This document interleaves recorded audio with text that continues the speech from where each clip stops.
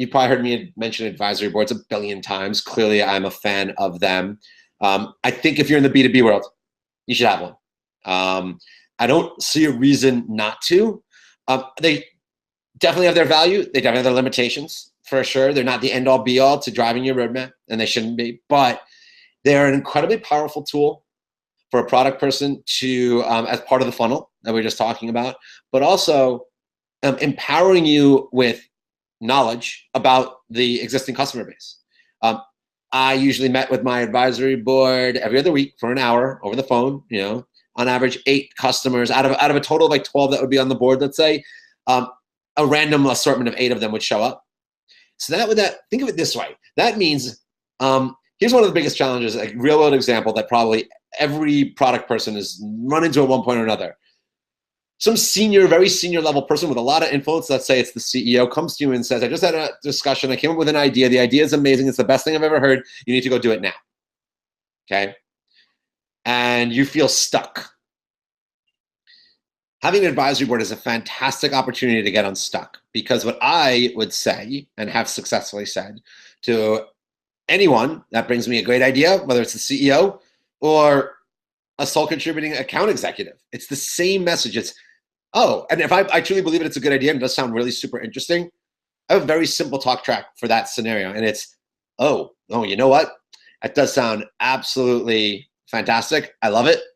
I'm basically on board. However, is it okay if I prove that we are right by taking this idea to the advisory board first? I've rarely run into someone that has the balls, including CEOs of most companies, that would say, no, just do it. It happens every here and there, but not often, because that's ballsy to not at least, why not? Why not let me do that? What's the harm? And it could yield a very interesting data point, which is not a single customer is interested in it. Not one of our biggest, baddest, most influential and highest paying customers want it. And I can then take that back to them and tell them that and say, maybe we were mistaken. Maybe we got a little overexcited about this. So I think we shouldn't do it based on that feedback. And usually, again, they're okay with that. But in the absence of having that mechanism, and this is just one example of many mechanisms, to deflect the great idea ninja, like put on your Wonder Woman bracelets and deflect, that's a great way to slow the excitement train and bring a little bit of reason and science and some art to the vetting process. And you can also say, expand it out, the same idea. Don't just talk about the advisory board. Hey, is it okay if I take it through a vetting? Can I vet it? I want to take it to the advisory board. I want to talk to sales about it.